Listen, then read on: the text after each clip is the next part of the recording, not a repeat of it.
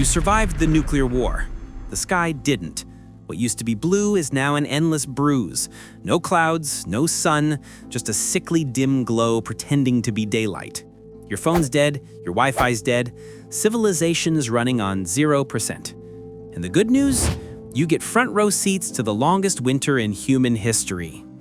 I'm Captain Cabbage, your morally questionable tour guide through the apocalypse.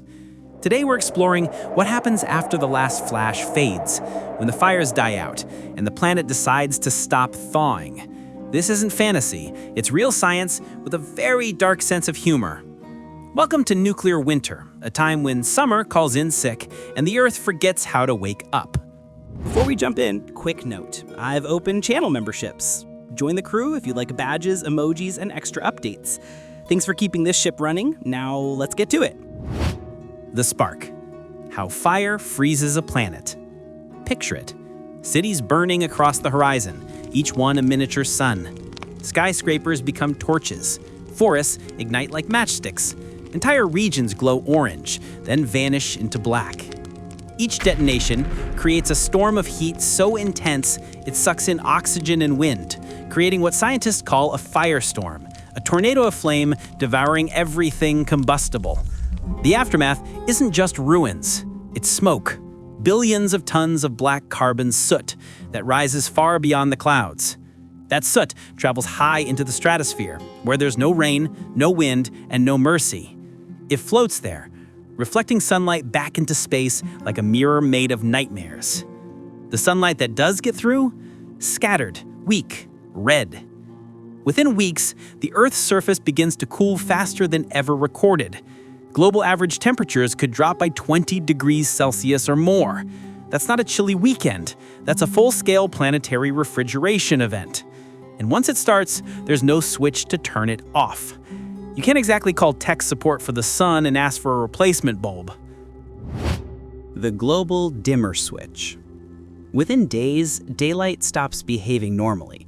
The sun still rises, technically, but it looks tired, dim, red as rust. Even at noon, the light feels like late evening. Shadows stretch endlessly. The world becomes one long sunset that never gets to end. The problem isn't just psychological, it's biological. Plants depend on photosynthesis, and that process slows dramatically under low light.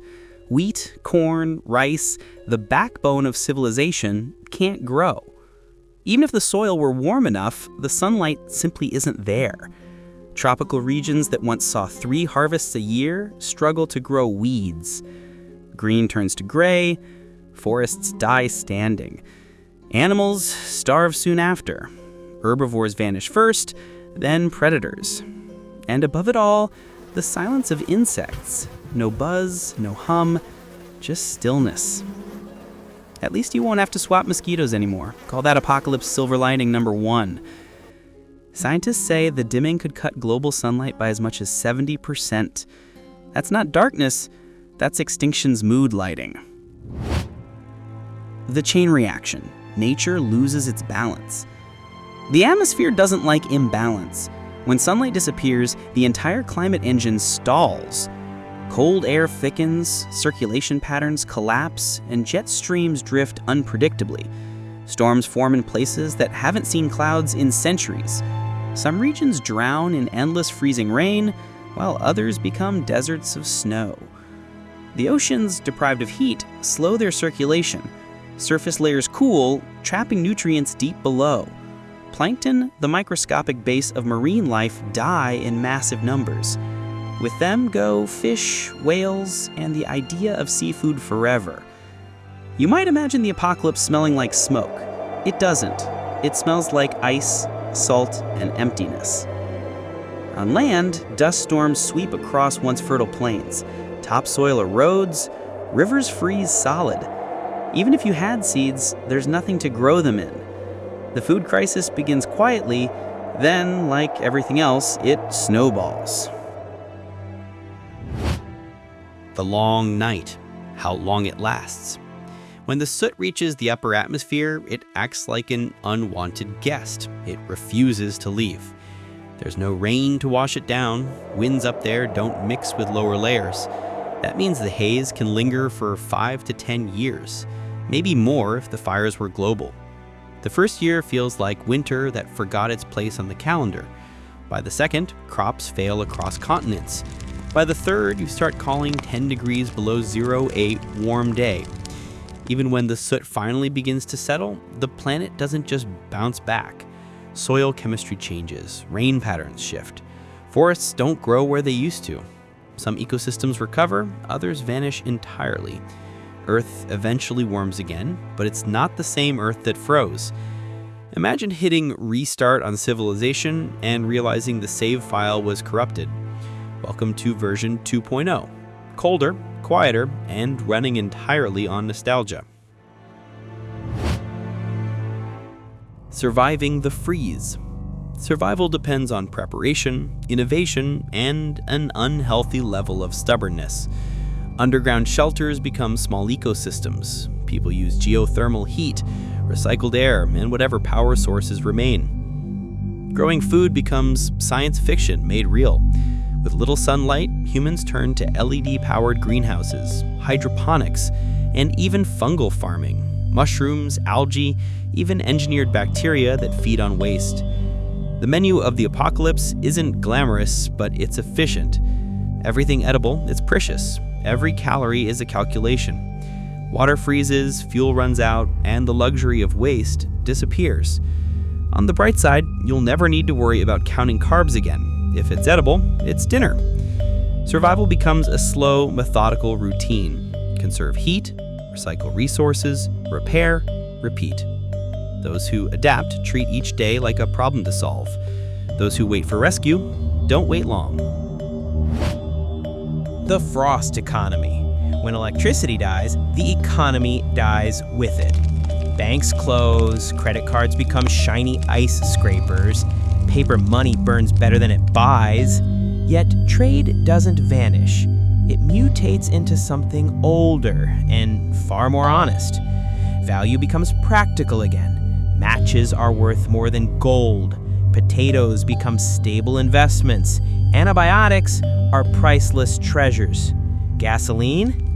Extinct. Lighters, the new luxury stock. Digital currency?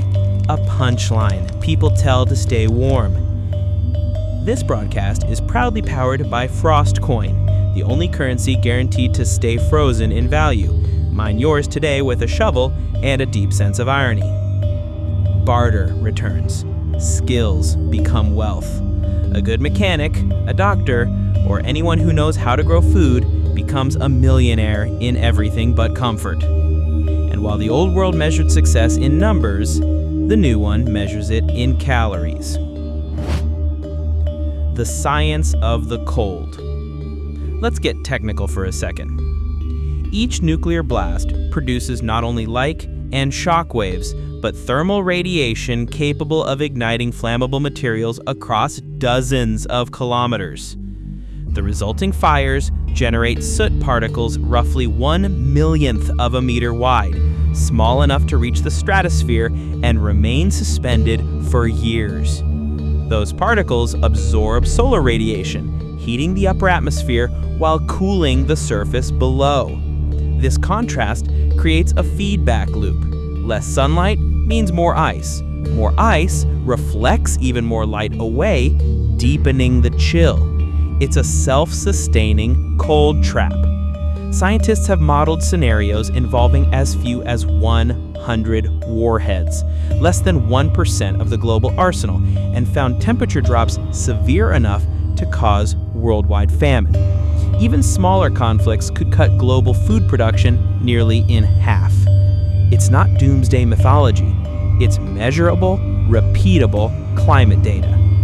Turns out, the apocalypse isn't mysterious at all. It's just really bad math. The psychological winter. The physical cold is one thing. The mental cold is worse. Humans are solar-powered in more ways than one. Without light, the brain's chemistry falters.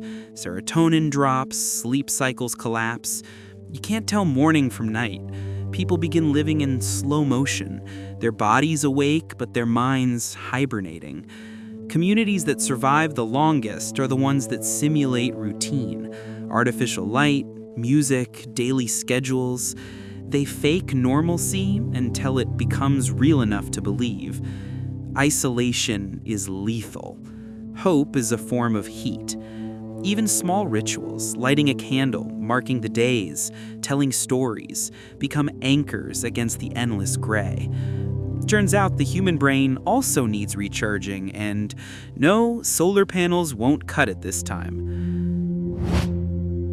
When the sky finally clears, after years of cold, rain begins again. The air smells sharp, metallic, almost clean. The soot falls back to earth as black snow, staining rivers and rooftops.